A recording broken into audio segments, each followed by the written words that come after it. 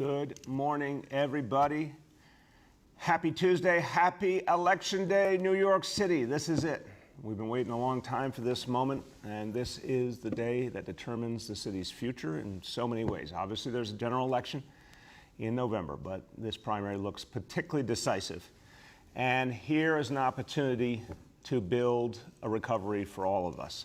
We've been working now over this last year and a half to overcome this crisis and move this city forward. Now the people decide on the future direction and how to build that recovery out and make it permanent for this city. So everyone, you got to get in the game. We need to see the people of this city come out and express their views and rank their votes. Polls were open today at 6 a.m. They will close at 9 p.m. A reminder, if you are in line by 9 p.m., if you're in line, the line is allowed to vote no matter how far it stretches. It's allowed, everyone is allowed to come in and vote until every vote is cast. Now, remember, 5 votes per office. You get to rank your top 5. It makes a huge difference. Do not just rank one person and go home. Unless you literally can't stand anyone else, do not do that. Do your best to choose the 5 and order your preference. It makes a real impact. Go to voting.nyc for more information about ranked choice voting and the whole process. If you need to find your poll site, go to findmypollsite.vote.nyc. We all know it may take a while to get formal final results. I think we'll know something in the next 24 hours, but we won't know for sure probably for weeks. But this is, of course, the primary general elections, not till November. We have time. The most important thing is get your vote in while it counts. We need every New Yorker to go out and vote today. Now, a recovery for all of us, of course, depends on vaccinations. We talk about every day, vaccination effort going strong. We've now surpassed 9 million. It's unbelievable. Officially, as of today, 9,012,233 vaccinations. We're going to keep going. This is how we build an amazing summer for this city and a recovery for all of us. And so the incentives, the referral bonus, the grassroots efforts to bring in community organizations, they're all working. They're helping us deepen the vaccination drive. So vaccination drive moving full speed ahead as a crucial part of our recovery. Now, also full steam ahead. The Staten Island Ferry. How's that for a segue? The Staten Island Ferry. So, proud to announce that something we started in this administration, overnight Staten Island Ferry service every 30 minutes to serve the needs of Staten Islanders in a 24/7 city. We will be bringing that back. We had to, with so many things, cut back during COVID. Well, it's time to bring it back fully starting August 16th. Staten Island Ferry trips every 30 minutes. Overnight and even more throughout the day. Staten Island Ferry is a lifeline for Staten Islanders. It is the way that people connect to so many things. It is crucial that the service be there for Staten Islanders. It also happens to be one of the great attractions of this city, an amazing part of New York City life, an incredible tourist attraction. There's so many things to say about the Staten Island Ferry, so many reasons to love it. You've heard some of mine, but you're going to hear from an even more enthusiastic voice who has probably reminded me that we need to do more for the Staten Island Ferry about 1,000 times in the last 8 years. My pleasure to introduce the Borough President of Staten Island, Jimmy Otto. Thank you, and good morning, Mr. Mayor. Thank you so much for having me on this auspicious day, by which, of course, I'm referencing the fact that the #1 prospect in baseball, Wander Franco, makes his major league debut tonight and gets to feast off that bad Boston Red Sox pitching. So thank you for having me on this august moment. I want to say to you that the word of the day is crusade. This is an editorial from the Staten Island Advance from June of 2013, and it's entitled A Ferry Crusade. And the first paragraph reads, Councilman James Otto is on a crusade, and not to just get elected borough president this November. We know how the latter part worked out, for better or for worse. But that first part, that crusade, was my last year in the city council. And we did something that was rebuffed previously by your predecessor when we tried to legislatively adjust the Staten Island ferry schedule.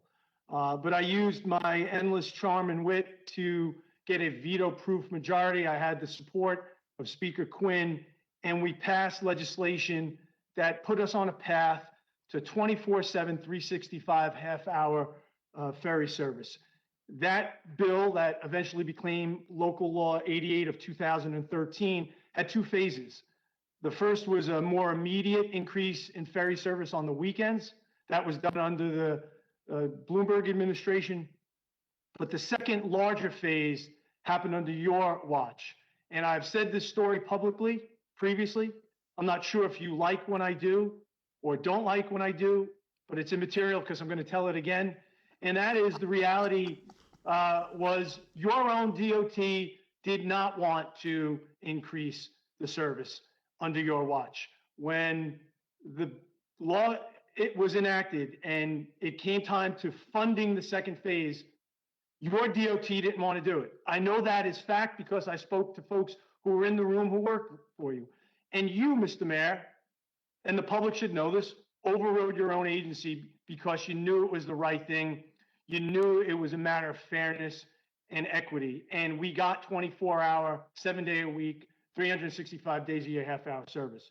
As you said, it was suspended during COVID. When you notified me about the suspension, I wasn't happy, but I understood it. I was more concerned about the possibility of a precedent. You had your good folks at the law department talk to me. I understood. I didn't demagogue the issue the way some folks would have wanted me to. Some folks who over the years wanted me to demagogue the fact that the sun came up during your administration every day. And we fought through COVID and we fought through this moment. When things started opening up, you know, I pressed you. You asked me to be patient. You've tested my patience. I'm not sure if it was some sort of perverse science experiment to see if the 7 strands of hair on my head could turn any more gray.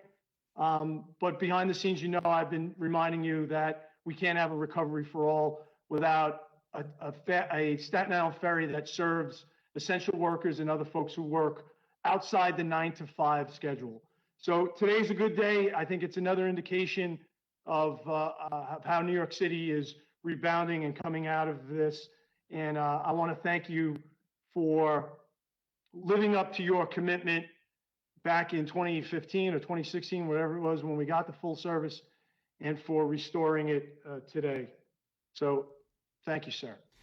Thank you, Borough President. Borough President Jimmy Otto, I always am impressed that you managed to tell your tale with such colorful elements, including for some reason starting with the #1 prospect in Major League Baseball. I am very, very impressed how you link that just seamlessly to the topic of 24/7 service on the Staten Island. I'm coming to you today from the cavernous room here at Borough Hall, and I was worried about the quality of the sound. I was going to wear this headset so that I could ensure the sound quality was pristine so I could work in my inevitable and well-warranted criticism of your city planning. But I had bad flashbacks of Mr. Gazoo, and it looked like I should be landing planes at Teterboro. But I hope the sound is good, and I want to emphasize yet again, while I'm appreciative of everything that you have done, city planning is a disaster.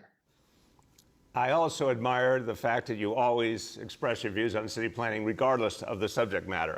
That's quite consistent. But Borough President, thank you. Is it fair to bring the conversation full circle and say that city planning is sort of the Boston Red Sox pitching equivalent of city agencies? It's getting weirder and weirder, your attempts at analogy, but I do admire it.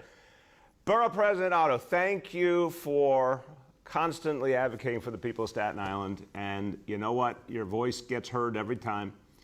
And I'm really glad we're going to go back to 24/7 service for the ferry because you're right, that's part of what a recovery for all of us looks like. So you did your job. Amen. Thank you, my friend. Sir. Thank you. You're welcome. And everyone, so Staten Island Ferry back 24/7. What's better to do on a summer day than take the Staten Island Ferry and see those beautiful views? Well, we are well into now the summer of New York City. It is happening, amazing, wonderful things happening out in the streets of our city, a sense of celebration, a sense of hope and possibility. Those are the things that are coming back in New York City. But what we do not want to come back in New York City is illegal fireworks. And so we know illegal fireworks are it's not just they're illegal, they're dangerous. They're disruptive, they're noisy, they really bother people on so many levels. So we launched last year the Joint Illegal Fireworks Task Force, made some big efforts last year, some real successes, but this year we started earlier with more intensity, with more effort, and we've had some big busts in the last few days, some real great efforts by our law enforcement colleagues going out there and seizing illegal fireworks. It's making a big difference. I want you to hear about it from our own sheriff, Joe Faceto. Good morning, Mr. Mayor. So, since June 9th, the Fireworks Task Force, which is comprised of NYPD, FDNY, and the Sheriff's Office, has made 31 arrests for a variety of offenses related to illegal fireworks. This also includes the charges of reckless endangerment, parole violation, and vehicle and traffic law offenses. You can't traffic fireworks and have unregistered vehicles. It all starts adding up. So some of the highlights to this: on June 12th, NYPD did a undercover operation where they were able to seize 600 fireworks from one garage that was a trafficking location. Fire marshals on June 12th also seized a large load of fireworks, about $8,400 worth, and made 3 arrests. And then over the last 4 days, the sheriff and FDNY have arrested over 10 people and seized approximately $15,000 worth of fireworks, all part of large trafficking operations. If you want to look at the progress of the task force, you can go to Twitter. It's hashtag NYC Fireworks Task Force, and you can see our operation on a daily basis. And with that, I'll push it back to the mayor, but enjoy legal fireworks. That's really what we're trying to encourage you to do this year.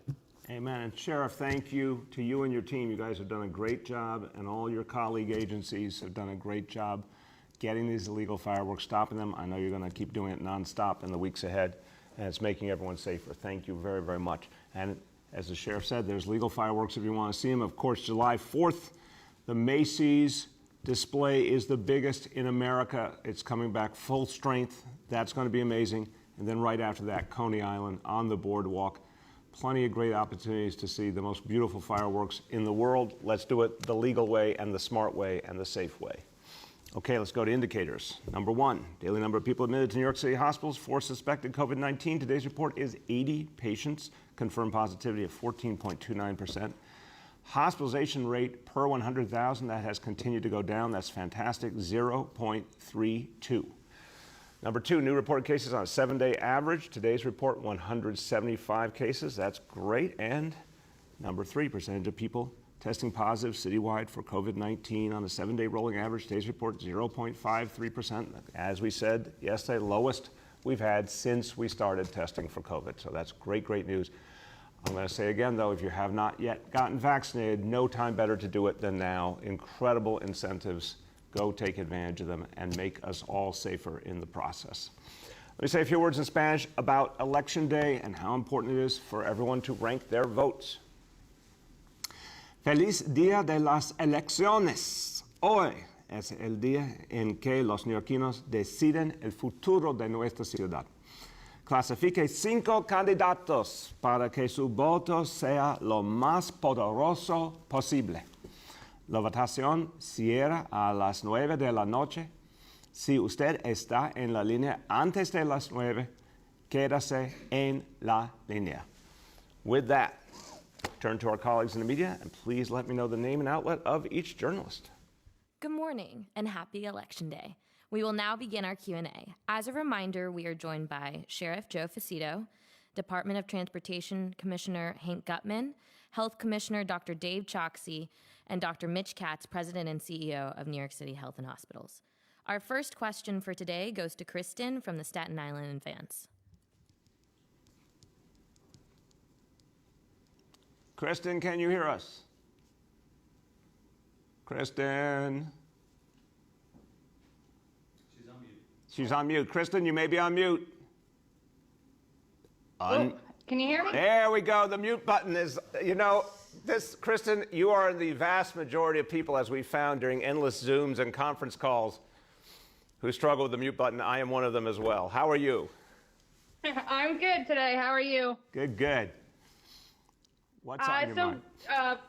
Obviously, great news about the Staten Island ferry being restored overnight every 30 minutes. Were additional staff needed to resume this service? I kind of remember DOT saying at one point that it would need to hire additional staff to get the trips going again. I'll turn to Commissioner Hank Gutman, but just say this. We have had at different press conferences conversation about the fact that some of the positions they've been trying to hire for they've had some challenges with.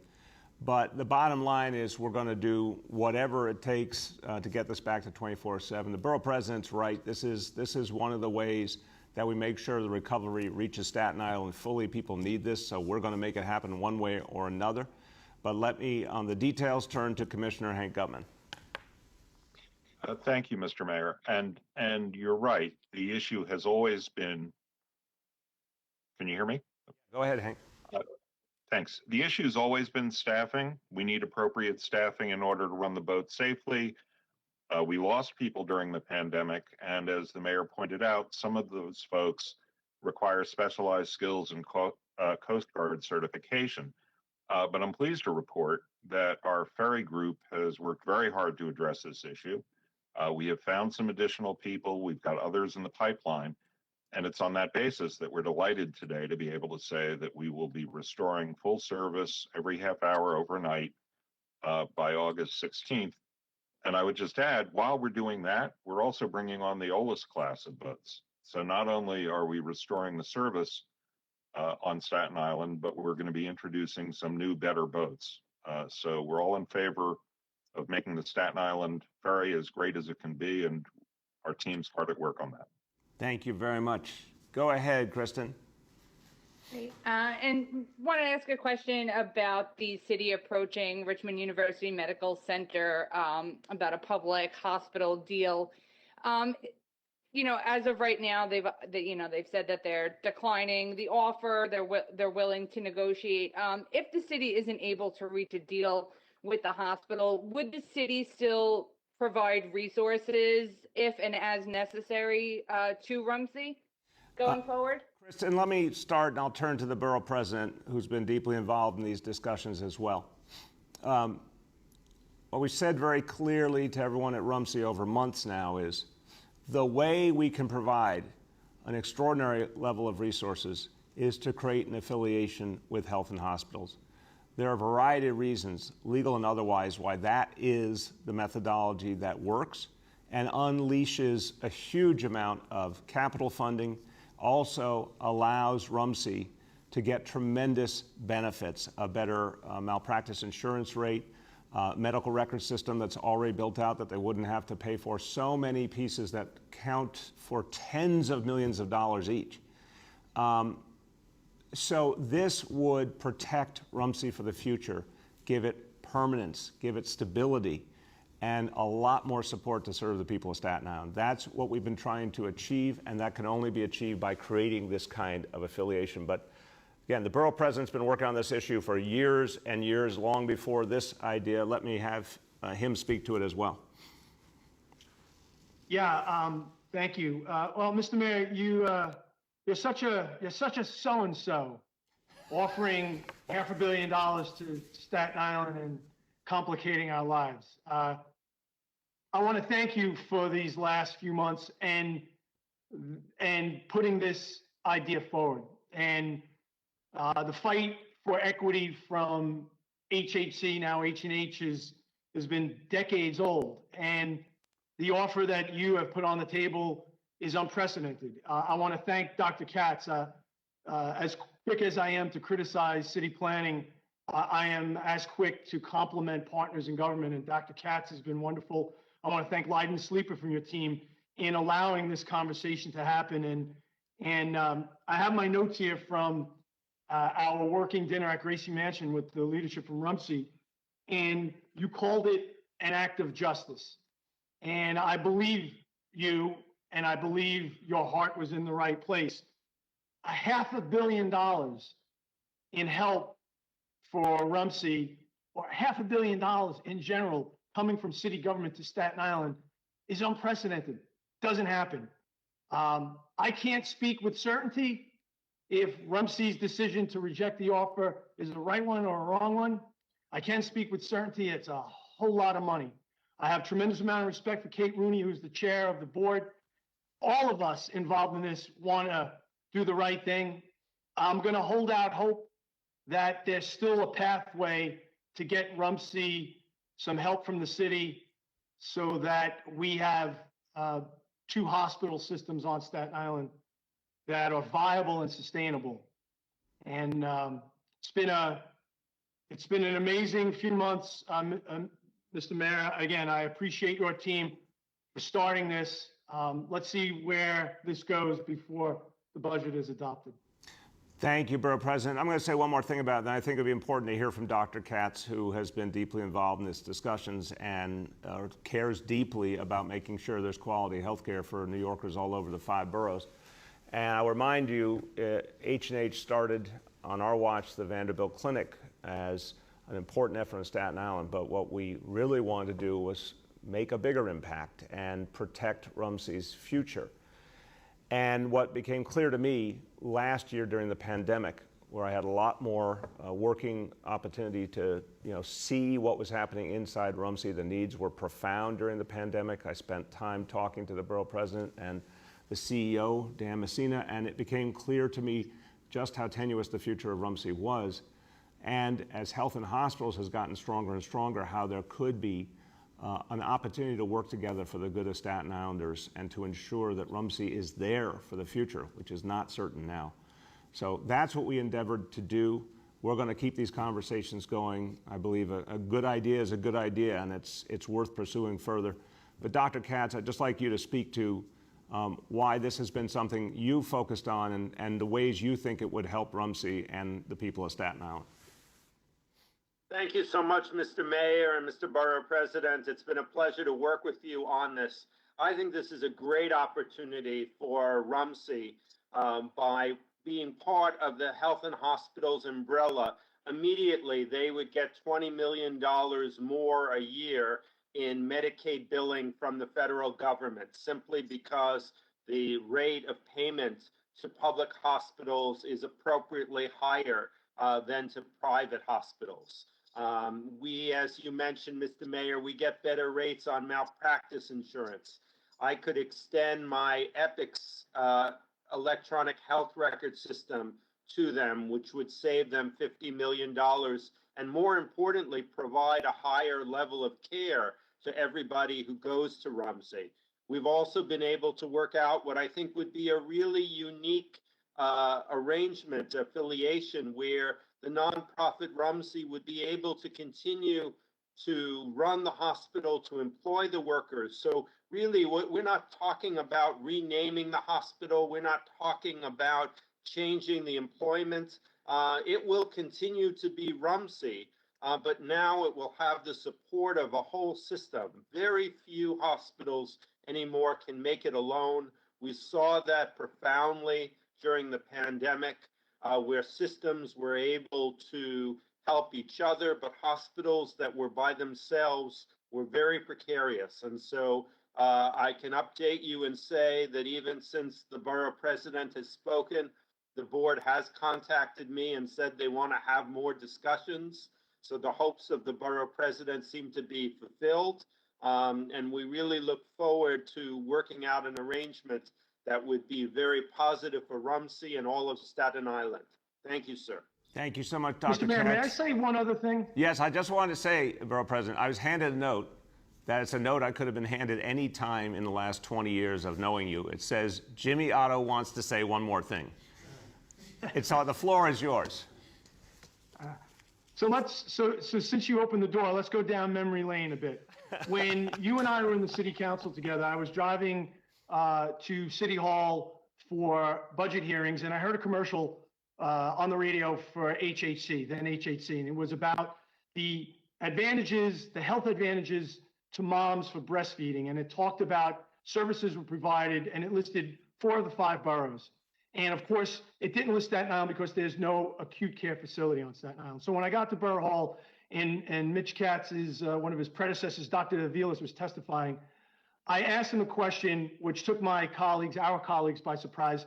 I said, Dr. Vilas, Mr. Vilas, do you support breastfeeding? And he looked at me as if I had lost my mind. And I went into a rant about the inequities of HHC in Staten Island. And they had to gavel the committee out of order because I was out of order. I use that example because it's one of many about this longstanding inequity and unfairness that we have felt on Staten Island. I have another prop. This is, again, Staten Island Advance article. It is from October 2009, and it says island hospitals to get $10 million loans from the city. It was during your predecessor's term, and we thought it was this great victory. We got a loan for SIUH and a loan for Rumsey for $10 million. And in this corner of the article, every elected official on Staten Island is quoted about how glorious this was to get a loan of $10 million. P.S. Neither hospital ever was able to draw down a penny of that loan. I use this example again to put into context the scope and the breadth of the offer that's been put on the table. When you at that Gracie Mansion working dinner said $197 million in debt, Rumsey, the city will absorb it, I almost fell out of my chair.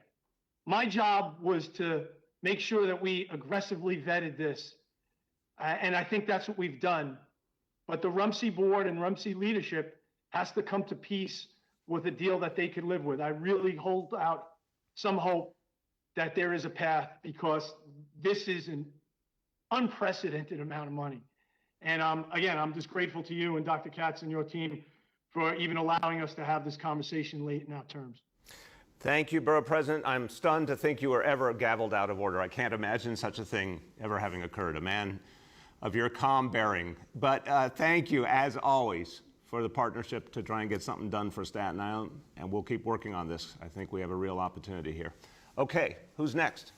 Our next question goes to Dana Rubenstein from the New York Times. Hi, Mr. Mayor. Hey, Dana, how are you? I'm well. How are you? Good, thank you. So I'm curious who you'll be voting for today at noon. Dana, I just want to tell you privately, but no one else. No, I'm not. I'm not doing that.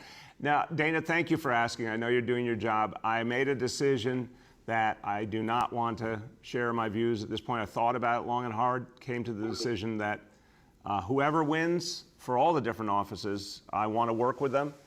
And I think the best way to do that is just keep my personal decisions to myself. Go ahead, Dana.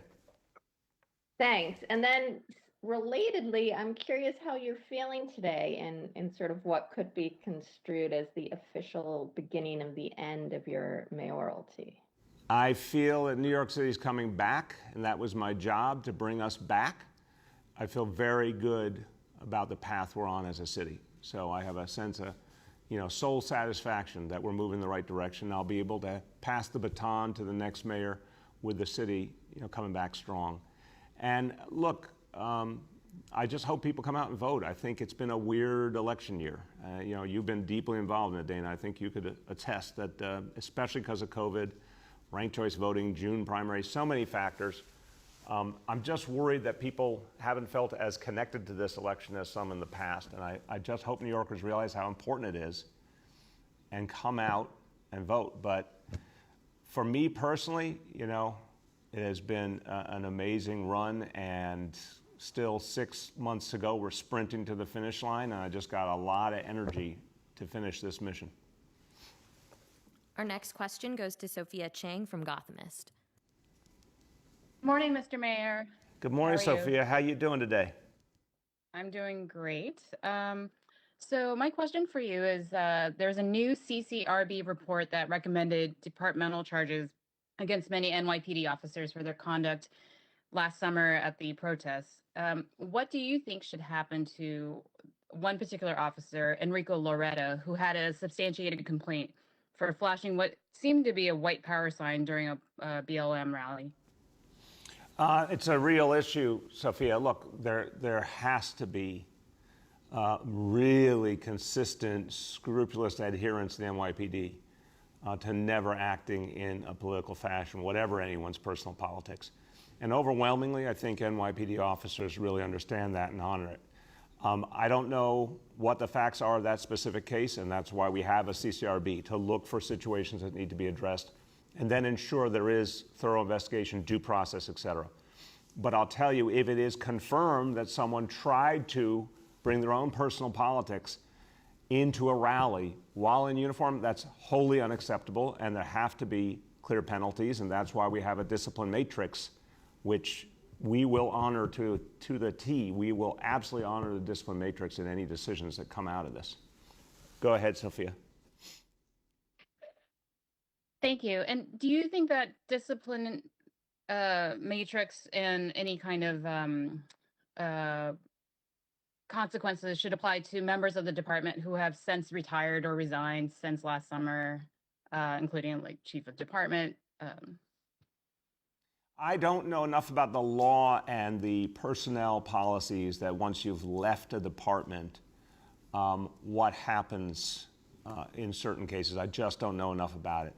I think what is obvious is we have looked really carefully at what happened last year with the very, the exhaustive efforts of DOI and the law department. Thought very fair accounting of what happened. Criticisms that were fair and important, reforms and recommendations that are all being acted on literally across the board. I think that was the right way to do it. For folks who are still in the department, of course, discipline has to be applied as due process dictates. But I don't know enough to tell you how the law treats people who have left the department in terms of their personnel status. We will certainly have folks follow up and try and get you more on that. Our next question goes to Nolan from the Post. Hey, good morning, everybody. Good morning, Nolan. Happy Election Day. Happy Election Day to you, Mr. Mayor. Are you out on the hustings, Nolan? No, I am behind the desk covering your administration, Mr. Mayor. Oh, well, it's, we all have our cross to bear. Go ahead, Nolan.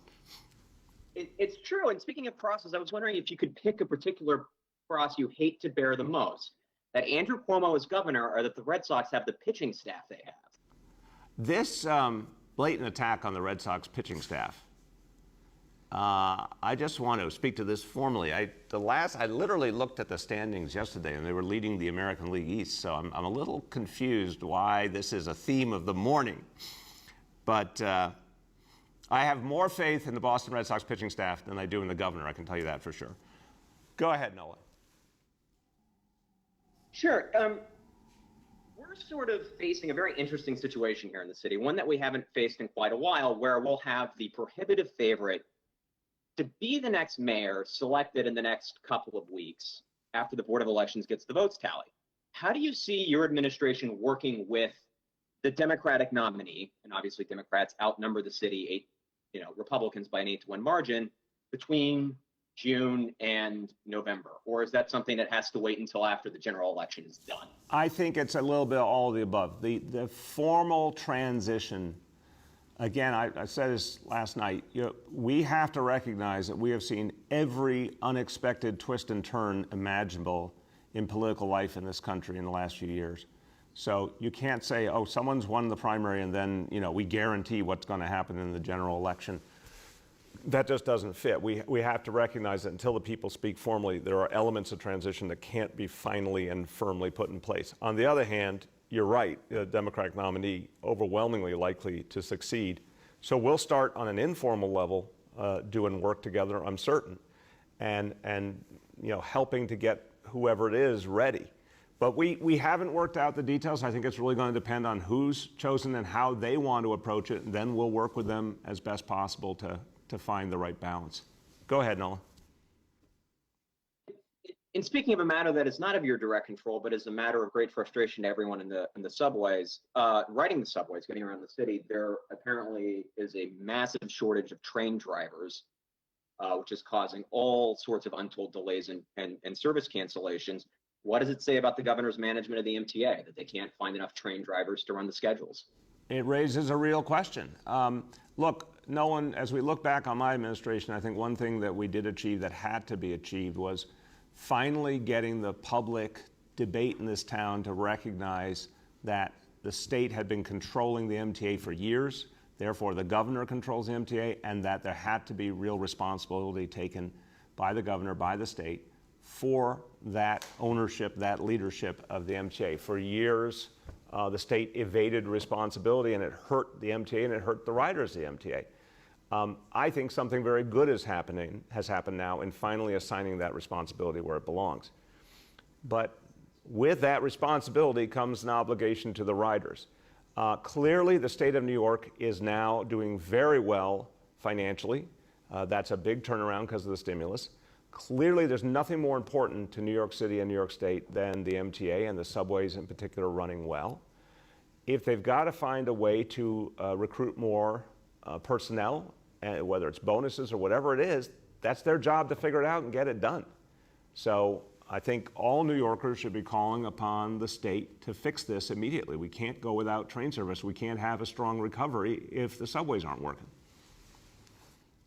Our last question for today goes to Gersh from Streets Blog. How's everybody doing, Mr. Mayor? You all right? I am doing well, Gersh. I hope you appreciate the constant baseball theme that's been running through today's questions. Yeah, as long as you don't say I should be checked for performance-enhancing drugs, I think we'll be fine. Okay. No, sticky substances. We got to check your cap for sticky substances. You can indeed. Hey, listen, I know there's a lot going on today, but I've just received the latest statistics from the Department of Transportation, and unfortunately the news is kind of grim. 61 pedestrians have been killed on New York City streets so far this year, and 120 people total have been killed, which puts us far ahead of the pace from even the pre-Vision Zero years. I actually wish Borough President Otto was on the line, because on the Rock, collisions are up 15% and total injuries are up 12% in Staten Island. But so in his absence, I'll ask you, and maybe Commissioner Gutman could jump in. We know the success of Vision Zero is not a straight line. There have been ups and downs during the course of your 7+ years, but this is historic levels of road deaths. So I'm going to ask you, what is going on the streets of New York City?